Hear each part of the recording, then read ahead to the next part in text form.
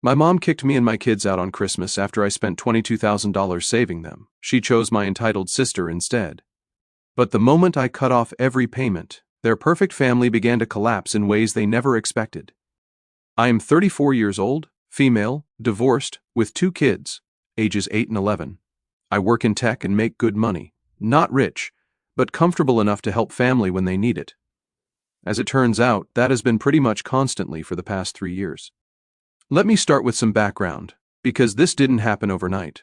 My family has always had this weird dynamic where my younger sister, Emma, 30 years old, is treated like she can do no wrong. Meanwhile, I'm expected to be the responsible one who fixes everyone's problems. Emma dropped out of college twice, can't hold a job for more than 6 months, and has been living with our parents rent-free for the past 4 years with her boyfriend, Jake, and their 2-year-old daughter. Growing up, this favoritism was obvious, but I thought it would end when we became adults. Nope. Emma got the bigger bedroom, the newer clothes, and the car when she turned 16. I had to work at McDonald's to save up for mine. When she got pregnant at 27 without being married, my parents threw her a baby shower that cost more than my wedding. When I got divorced, Mom's first concern was whether I could still afford to help with their expenses. Our parents are both in their early 60s. Dad works part-time at a hardware store, after being laid off from his factory job 3 years ago. Mom hasn't worked since Emma moved back in, because she helps with childcare. Their finances have been a disaster ever since Dad lost his job. Instead of Emma stepping up or moving out, they just expected me to handle it, like an idiot I did. It started small in 2021. Mom called crying because they couldn't make their mortgage payment. Dad was too proud to ask, she said. But could I maybe help just this once? I sent $800. Then it was car repairs, then medical bills when Dad had a minor heart episode. Each time it was just this once, and we'll pay you back when things get better. Things never got better. The pattern became predictable. Every month there was a crisis. Water heater died. The roof was leaking. The car needed new tires. Emma's daughter needed daycare money. Each emergency was presented as life or death urgent, and each time I was the only solution they could think of. I remember one particularly low moment when I had to cancel my son's birthday party at the trampoline place because Mom called sobbing that they were going to shut off the electricity. I took the $200 I'd saved for his party and sent it to them instead. When I told my son we'd have to have his party at home with a grocery store cake, he just nodded and said, "It's okay, Mom, maybe next year." That should have been my wake-up call, but Emma was pregnant again, and Mom kept saying how I was the only one who could help them stay afloat.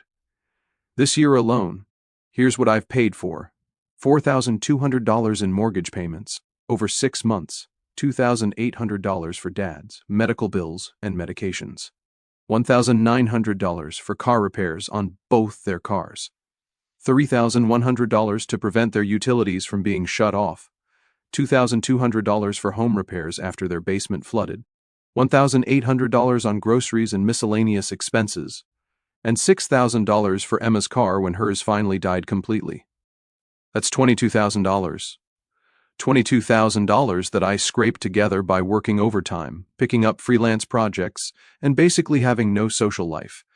My own kids haven't had a real vacation in 2 years because every extra dollar went to keeping my parents' house from falling apart around Emma's family.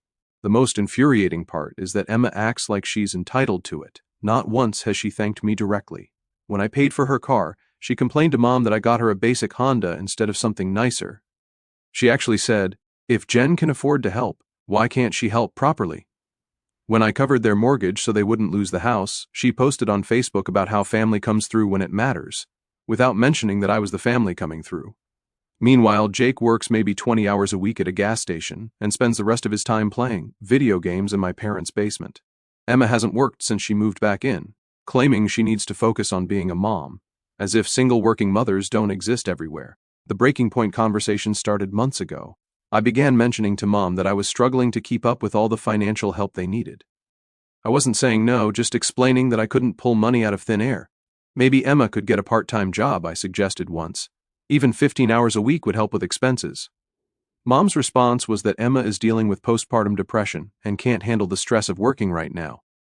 Emma's postpartum depression seemed very selective.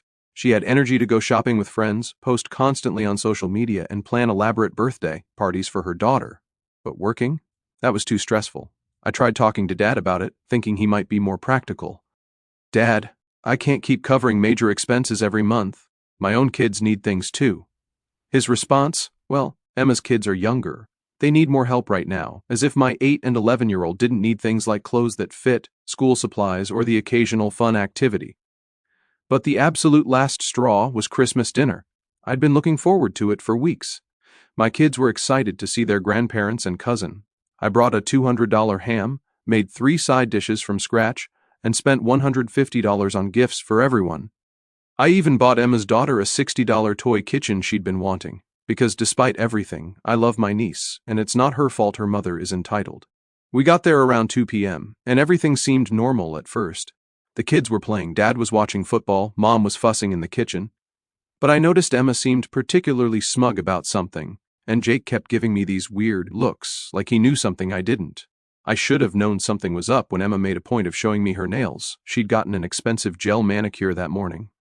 "Early Christmas present from Mom," she said with a satisfied smile.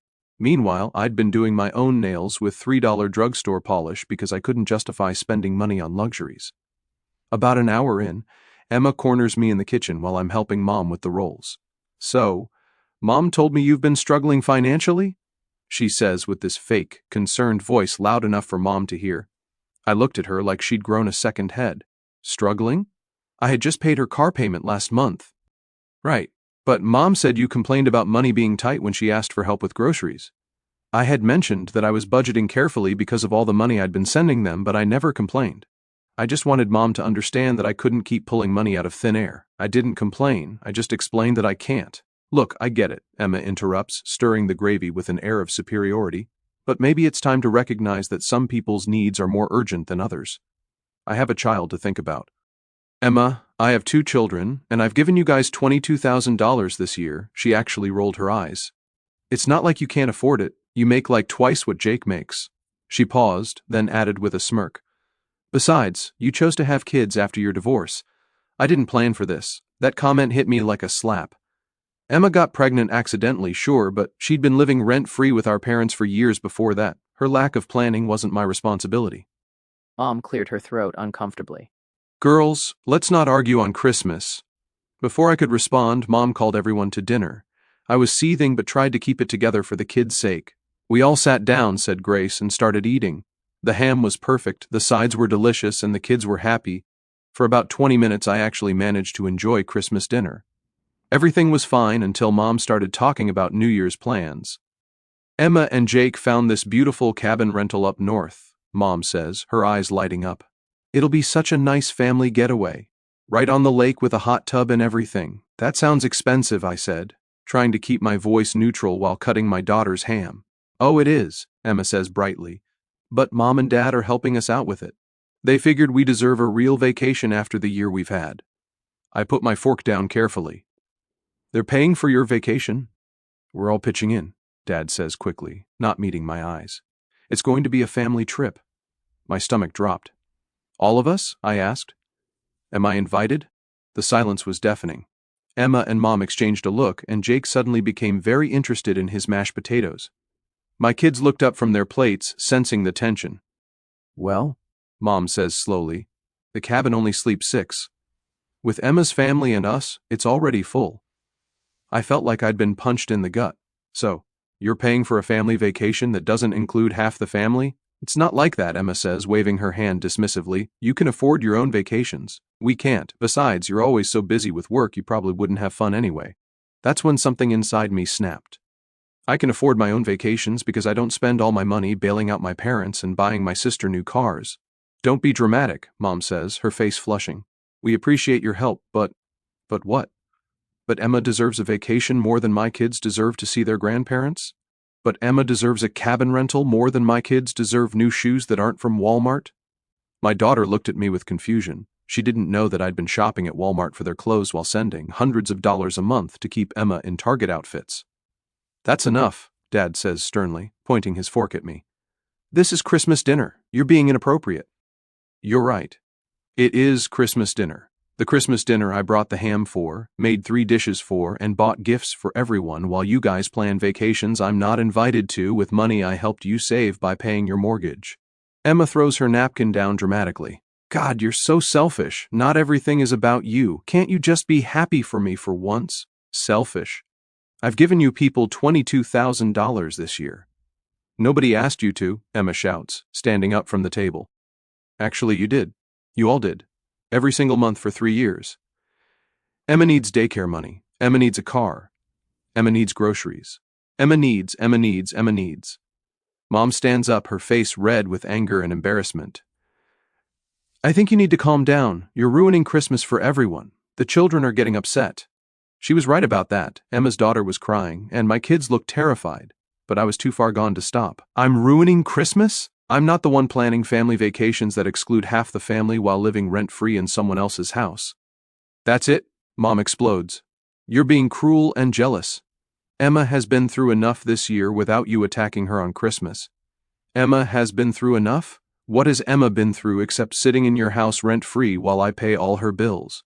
What exactly has been so hard about her life?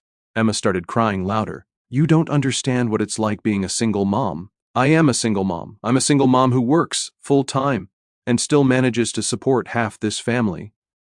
That's when Mom completely lost it. She started screaming about how ungrateful I was, how I was making Emma feel bad, how I was being dramatic and selfish and ruining Christmas for everyone.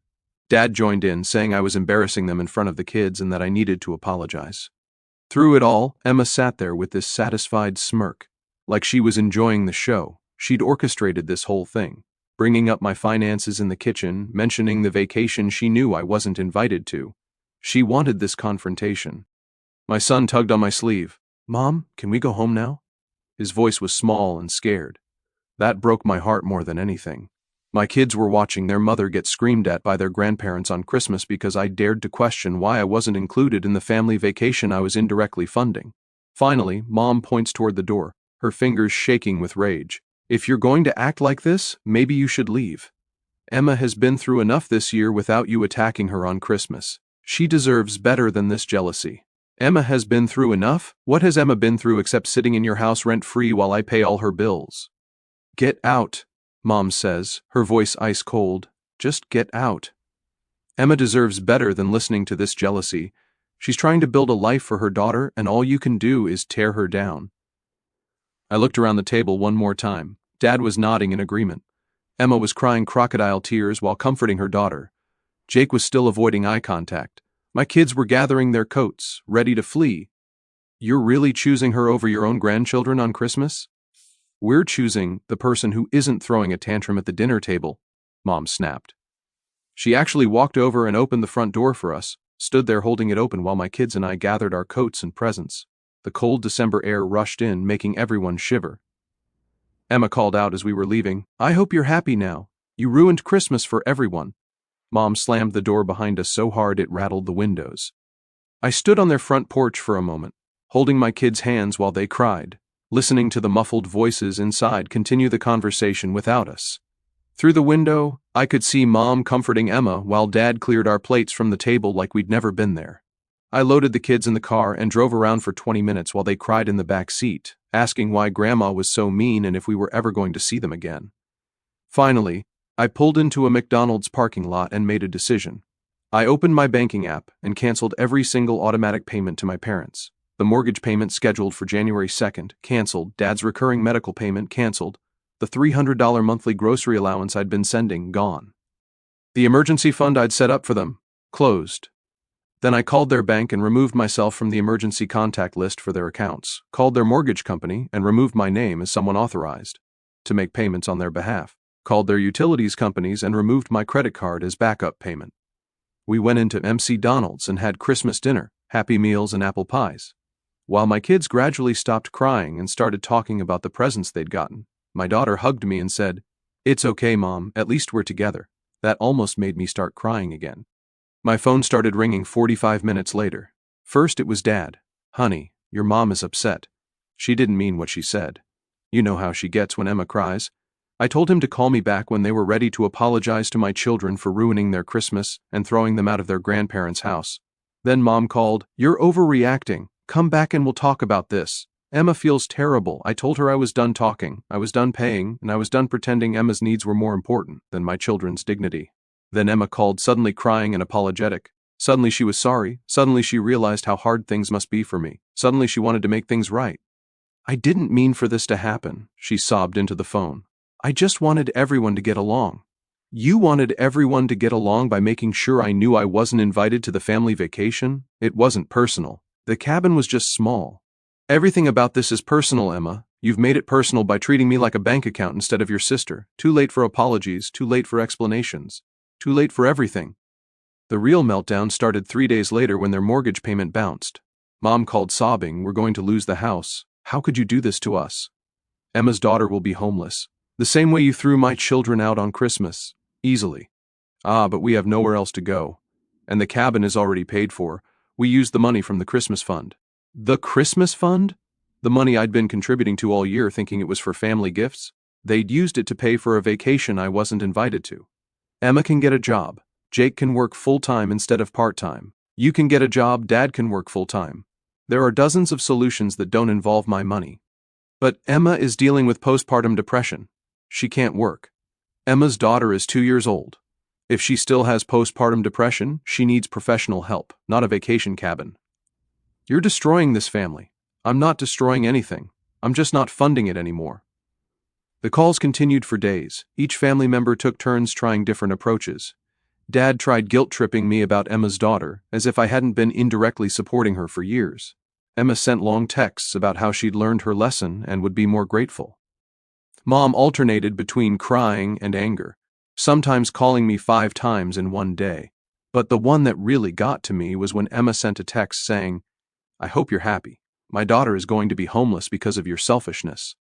That crossed a line I didn't even know I had. I screenshot that text and sent it to the family group chat, the one that included all my aunts, uncles, and cousins, with a message: "Emma thinks it's selfish that I won't pay her rent anymore. Here's a reminder of exactly how much I've paid this year to keep everyone housed, fed, and transported." Then I listed everything, every payment, every emergency, every time I canceled plans with my own kids because someone in the family needed money. The time I couldn't afford summer camp for my son because Emma needed daycare money. The time I wore the same winter coat for 3 years because Dad needed medical bill money. The time I told my daughter we couldn't afford dance lessons because the family needed grocery money. I wrote about the family vacation I wasn't invited to, paid for with money I'd contributed. The manicures Emma got while I did my own nails. The new clothes she bought while my kids wore hand-me-downs. The group chat went silent for an hour. Then my Uncle Dave was the first to respond. "Holy Jen, I had no idea." My Aunt Sarah, $22,000 in 1 year? That's more than I make in 6 months. My cousin Mike, "Emma, what the hell is wrong with you?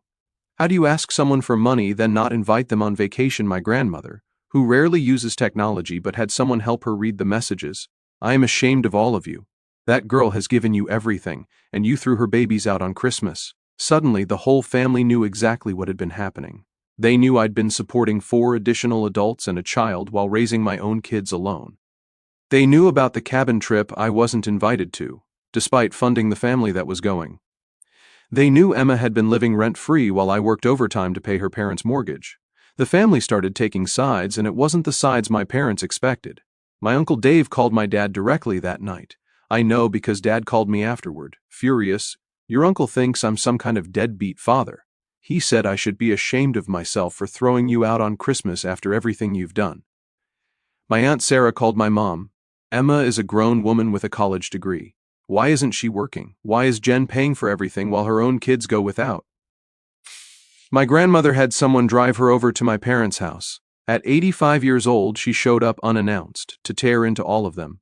"You should be ashamed of yourselves. That girl has given you everything, and you threw her babies out on Christmas for some lazy child who won't get a job." Within a week, the extended family had turned completely against my parents and Emma. The comments on Emma's Facebook post went from supportive to brutal. "Get a job. Stop mooching off your sister. Pathetic that a 30-year-old woman can't support herself." Emma made her profile private, then deactivated it entirely when family members started messaging her directly. My cousin's wife, who I barely knew, sent me a private message. "I had no idea what you were going through. If you ever need someone to watch your kids so you can have a break, let me know. What your family did was unforgivable." Meanwhile, my parents were scrambling.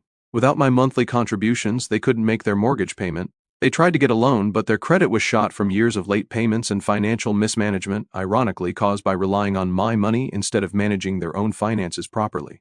They tried to get Emma and Jake to contribute, but they only make about $1,800 a month combined from their part-time jobs. Emma had never learned to budget because someone else was always covering the big expenses. Dad finally went back to full-time work at 62, taking a physically demanding job at a warehouse because it paid better than the hardware store. Mom got a job at a grocery store, her first job in 5 years. Emma finally got a full-time job at a call center, and Jake started working construction, but it was too little too late. They lost the house in March. Emma, Jake, and their daughter moved in with Jake's parents, who live in a tiny 2-bedroom apartment and were not happy about the arrangement. Jake's mother called me furious. "Your sister thinks she can just move in here with her drama and her kid. She's never paid rent in her life." My parents moved into a small rental house across town that costs more per month than their mortgage used to. The rental is old and cramped, nothing like the 4-bedroom house they'd owned for 20 years. The whole family is now working full-time, for the first time in years, barely making ends meet, stressed out, and constantly fighting with each other about money. And me? I took my kids to Disney World over spring break with the money I would have spent on their mortgage. We stayed at a nice hotel, ate at sit-down restaurants, and bought the silly overpriced souvenirs without me panicking about the cost. My daughter cried happy tears when she met Elsa. My son rode Space Mountain 6 times in a row because we had the fast passes I could finally afford. We made memories, instead of just paying other people's bills. We're going on a real vacation this summer. A week at a lake house with my college friends and their families. My kids will get to play with other kids. I'll get to relax with other adults, and nobody will ask me for money. My kids have new clothes that aren't from Walmart. My daughter's taking piano lessons and is amazingly talented. My son joined a traveling soccer team and scored 3 goals in his first game. I'm actually saving money for their college funds instead of supporting 4 grown adults who could work but chose not to. The guilt trips continue, but they're getting weaker. Hard to argue that I'm selfish when everyone can see that my parents and Emma are all working now and managing to survive just fine. Turns out they didn't actually need my money. They were just comfortable taking it. I get updates through family members, and honestly, the updates make me feel vindicated rather than guilty. Emma and Jake hate living with his parents. His mother makes Emma clean the bathroom and do dishes, chores she never had to do at my parents' house because Mom did everything. They're desperately trying to save money to move out, but keep spending on unnecessary things like DoorDash and new clothes because they never learned to budget properly. My parents' rental house is small and outdated, but they're keeping up with payments now that they're both working full-time. Dad complains about his back constantly, but he's managing. Mom actually seems happier working. She's making friends with her coworkers and has something to do besides enable Emma. Dad's back problems flared up from the warehouse job, but instead of calling me for medical bill money, he actually went through his insurance properly and found out most of it was covered. Amazing what happens when you actually try to solve problems instead of just asking someone else to pay for them. Mom keeps asking family members to talk sense into me, but nobody will do it anymore. Even my grandmother told her, "You made your bed when you threw those children out on Christmas. Now lie in it." My Uncle Dave has become one of my biggest supporters. He calls me every few weeks to check in and always tells me how proud he is that I finally stood up for myself. "I wish I'd known what was happening sooner," he says. "I would have talked sense into them years ago." Emma tried a different approach last month. She sent me a long handwritten letter about how she's grown as a person and learned to appreciate family more. She's been going to therapy through her work insurance, look at that, and realizes she took me for granted. She wants to rebuild our relationship and start fresh. The letter was actually well written and seemed genuine. She talked about how she now understands how hard it must have been for me to work full-time and still help everyone else. She acknowledged that she'd been selfish and entitled, and even apologized for the Christmas dinner incident specifically. I was almost moved by it. Almost. Then I read the last paragraph. "I know I don't have the right to ask for anything after how I've treated you, but Jake's parents are threatening to kick us out if we can't come up with first month's rent and a deposit for a new place. It's $2,400 total. I wouldn't ask, but I don't have anyone else to turn to, and I can't let my daughter be homeless. I'll pay you back once we're settled, I promise." I threw the letter away without finishing it. 3 weeks ago I got a call from Mom that perfectly illustrated how little they've actually learned. Emma and Jake had broken up. Apparently the stress of living with his parents and both of them working full-time for the first time in years had destroyed their relationship. Emma had moved back in with our parents with her daughter, and their small rental house was overcrowded and chaotic. Dad's warehouse job was killing his back, and Mom was having trouble keeping up with her grocery store shifts because she was watching Emma's daughter again during the day. Emma was working at the call center during the day and couldn't afford daycare. "We need help," Mom said, her voice tired and defeated. "Just temporary, just until Emma gets back on her feet and finds someone to watch her daughter." How many times have I heard just temporary over the past 3 years? This is different. We've learned our lesson. Emma is working now. She's trying, has she?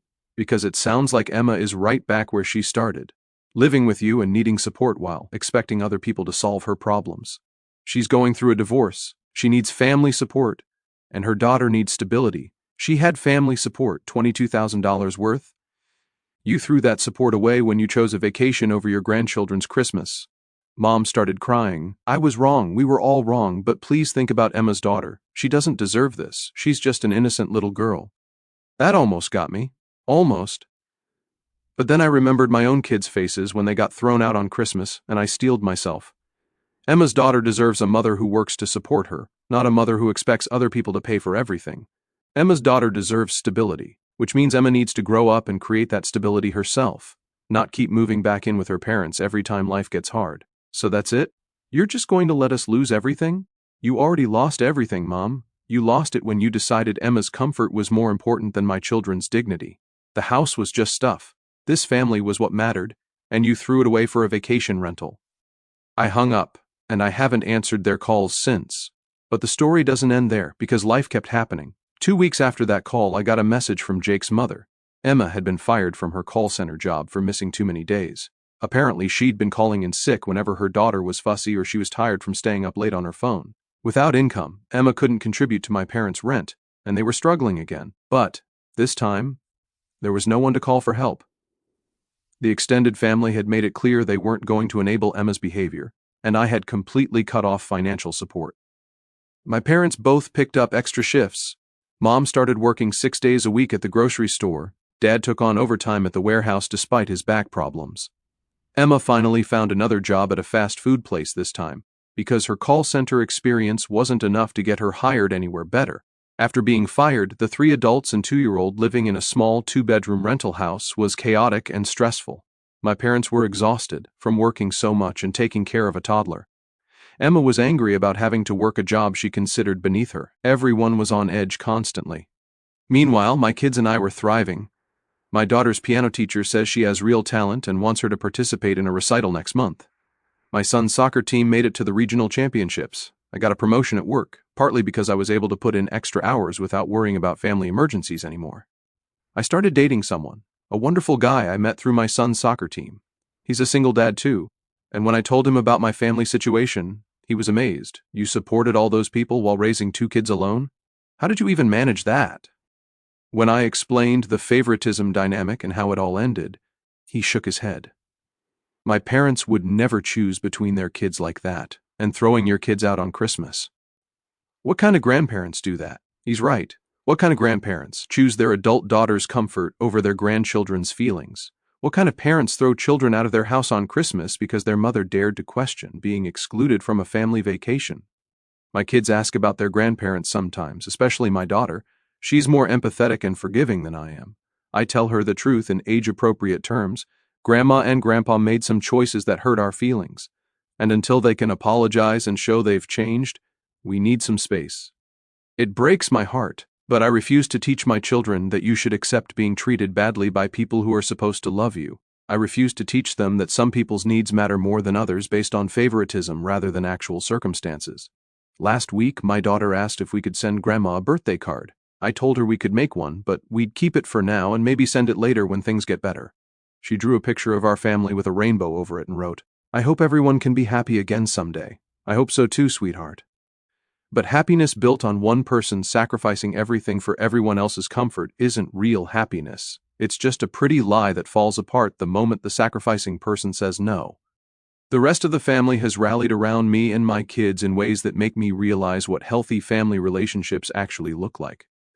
We spent Easter with my Uncle Dave's family, and it was wonderful. No drama, no one asking for money, just good food and people who actually appreciate each other. His wife made sure my kids had Easter baskets, and their kids included mine in all the games without any prompting. My cousin Mike's kids are the same ages as mine, and they're already planning summer activities together. They've invited us to their family camping trip in August. My Aunt Sarah invited us to her beach house in July.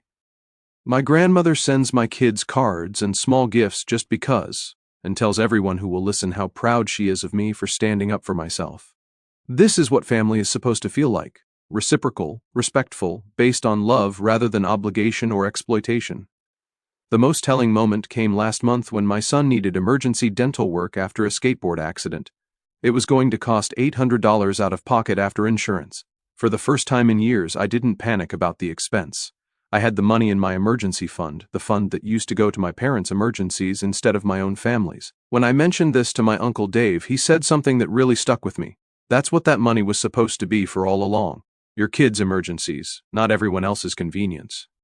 He's right. That $22,000 should have gone toward my children's needs, their activities, their emergency fund, their future. Instead, it went to fund my parents' inability to say no to Emma, and Emma's refusal to grow up and take care of herself. I don't know if my parents and Emma will ever truly understand what they lost. I don't know if they'll ever be willing to do the work necessary to rebuild trust, but I know I'm not going to sacrifice my children's well-being or my own financial security waiting for them to figure it out. For the first time in 3 years, I'm planning for my future instead of funding other people's present. My kids are thriving, I'm saving money, and I'm actually building a life instead of just managing everyone else's crisis. The most recent update came through my grandmother last week. Emma lost her fast food job for attendance issues and is back to being unemployed. My parents are talking about moving to an even smaller place because they can't afford the rental without Emma's contribution to expenses. But instead of calling me, they're actually problem solving. Dad is looking into disability benefits for his back problems. Mom is considering getting a second part-time job. Emma is supposedly looking for work, though given her track record, I'm not holding my breath. The fact that they're not calling me for rescue money shows that they can figure things out when they have to. They just chose not to for years because it was easier to call me. This Christmas, we're going to my Uncle Dave's house. All the kids are excited. My Aunt Sarah is making her famous cookies, and my grandmother is bringing her legendary Christmas morning casserole. My new boyfriend is invited too, and my kids are excited to introduce him to the family that actually matters. It's going to be smaller than the Christmases I grew up with, but it's going to be filled with people who actually want us there, people who appreciate what we bring to the table instead of taking it for granted, people who would never throw children out on Christmas for any reason. My daughter asked me yesterday if I think Grandma and Grandpa are sad at Christmas without us. I told her honestly that I don't know, but that people who make hurtful choices have to live with the consequences of those choices. Maybe they'll learn to make better choices, she said hopefully. Maybe they will, sweetheart. But until then, we're going to focus on the family that already knows how to make good choices. The family that chooses love over convenience, respect over exploitation, and children's well-being over adult comfort. And that's worth more than $22,000 any day. The final irony: last month I got a promotion that came with a significant raise. For the first time in years, I have genuinely disposable income, money that's not earmarked for bills, emergencies, or other people's problems.